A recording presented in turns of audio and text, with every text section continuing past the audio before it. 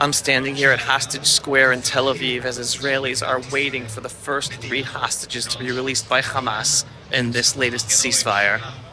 On an emotional level, Israelis around the country are trying their best, on the one hand, to be happy at the release of the first hostages from Gaza in so long, while feeling extremely upset, fearful, and even betrayed by this horrific ceasefire that is forcing us to pay a tremendously high price and give over the impression that our Islamo-Nazi enemies have beaten us and forced us to end this very just war. The bottom line is that the release of terrorists who have murdered countless Jews, including the murderer of my dear friend Ari Fuld, Hashem Yikom Damo, it's a moral outrage. This deal is not just a betrayal of their victims. It is a catastrophic, immoral mistake that endangers both Israel, America, and freedom-loving people all over the world. And let me be clear, at the center of this disastrous decision is Trump envoy Steve Witkoff, steering U.S. policy right now in these negotiations in a wrong and very dangerous direction for all of us. Witkoff is openly bragging about pressuring Prime Minister Netanyahu into this deal, as if it's a victory. But this deal is the exact opposite. It empowers Islamo-Nazis all over the world. It sends the message that terrorism pays, weakens Israel, and directly undermines Trump's own doctrine of peace through strength. Now let's talk about Qatar for a moment. Trump envoy Steve Witkoff had the audacity to claim that Qatar is doing God's work by mediating this deal. Let's be real. Qatar is no friend of Israel, no friend of America, and no friend of freedom-loving people anywhere in the world. Qatar is the Muslim Brotherhood, out to destroy the whole freedom-loving world and destroy America from within. Qatar is one of the primary financial backers of Hamas. They provide funding, political cover, and even a safe haven for Hamas leaders. Yes, the same Hamas that butchered over 1,200 innocent Israelis on October 7th, 2023. And it doesn't stop there. Qatar uses its money to run huge media platforms like Al Jazeera and Al Jazeera Plus to spread anti-Israel and anti-American propaganda, undermine Western values, and glorify terror. Qatar has also poured billions of dollars into U.S. universities to influence the next generation of Americans with its Islamist anti-America agenda. For Witkoff to call Qatar's involvement God's work is a slap in the face to every victim of terror and to the moral principles that President Trump himself stands for. Qatar supports the destruction of America, not just of Israel. And Witkoff is treating Qatar like a trusted negotiating partner? If Western leaders had any moral clarity, they wouldn't be pressuring Israel, they'd be pressuring Qatar and Egypt.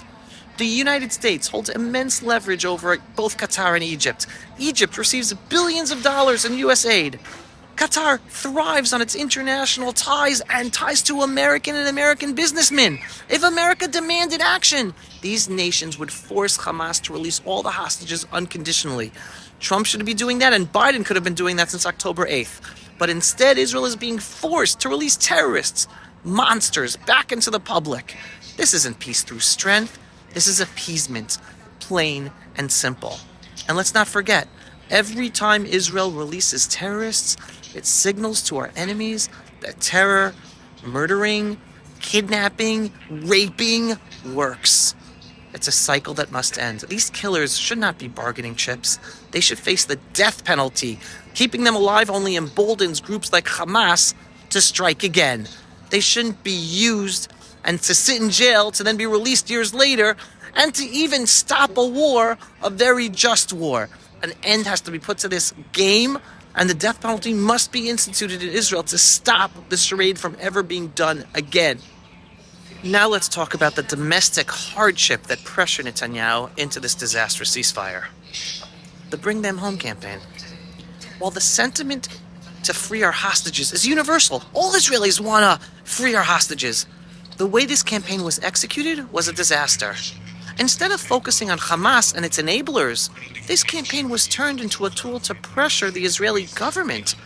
Bring Them Home was brilliantly crafted to focus on Netanyahu and his government for being responsible for their plight. Not Hamas, not Qatar, not Iran, not Egypt. Protest leaders literally said that Netanyahu was responsible for their death and their not being freed. This was an unbelievable boost for Hamas and the evil it represents, helping them up the price to free our hostages. This strategy was a disaster for us in negotiations. It wasn't about freeing the hostages. It was about trying to topple the Netanyahu government using the hostages. They used the hostage issue as a catalyst. The campaign should have been aimed at pressuring the United Nations, the International Red Cross, and America to pressure Hamas, Iran, Qatar, and Egypt, the very countries that are enabling this Hamas terror. Instead, it played right into Hamas's hands, raising the price for the freeing of our hostages and giving them exactly what they wanted: internal strife and political problems to topple the government. But here's the truth we must never forget. A strong Israel is not just about military power. A strong Israel is an Israel that embraces its 3,000-plus year connection to our ancestral homeland and our holy sites. It's an Israel that doesn't apologize for its heritage or hand over its sovereignty to foreign powers. When we, the Jewish people of Israel, are strong, when we act with clarity and purpose, we not only protect ourselves, but we protect the freedom-loving world. Because make no mistake, when Israel is weak, the entire free world is vulnerable. So here are action items for you. Contact your elected officials to highlight how Steve Witkoff is harming Trump's peace through strength strategy. Call upon them to have Trump replace him as soon as possible before he does more damage. We need Trump's support for total victory, total destruction of Hamas, reduction of Islamo-Nazis from Gaza, and full Israeli control and resettlement of Gaza. Just as the messages of his incoming administration, Pete Hegseth, Marco Rubio, Mike Huckabee, that is peace through strength. What else can you do? Pray for our hostages. Pray for our holy IDF soldiers. Pray for leadership with the moral courage to end this nightmare, not through forcing Israel to appease Islamo-Nazis, but through strength. And remember, terror doesn't pay. It shouldn't pay. It must be crushed decisively and permanently. Only then can we secure a future of true peace and safety for Israel, for America, and for the world. This isn't the end of the story, everybody. It's up to us to write the next chapter, you and me. Not to sit on the sidelines and remain silent. Let's make our future one of strength, one of victory, and one of unwavering moral clarity. We can do it. We are the first people, the Jewish people, to escape slavery and go free from the Egyptian Empire thousands of years ago. We, the Jewish people, survived the Nazis. We will survive our modern Islamo-Nazi enemies as well that we're up against. And we will continue to thrive and enlarge our homeland to its biblical borders, not just because God said so, but in order to protect ourselves and all the minorities in the Middle East to understand how blessed they are to live peacefully under our protection and no longer to be under the threat of the Islamo-Nazi jihad, whether from Shiites or from Sunnis. Help me share this truth, everyone, and be proud Jews. Am Yisrael Chai. If you are not yet a subscriber to our daily Pulse of Israel, belief-based, inspiring, politically incorrect videos, what are you waiting for? Go to pulseofisrael.com and click to subscribe. And we are a donor-based organization. We need your support to do our work or get our videos made and seen. We're heavily censored across social media platforms, all of them. It's thanks to your donations we're able to get our videos seen. So please, every once in a while, go to pulseofisrael.com and click on the donate button. Shalom, everyone, and thanks for watching. Pulse of Israel, frontline videos from the Holy Land. Support our work by donating today.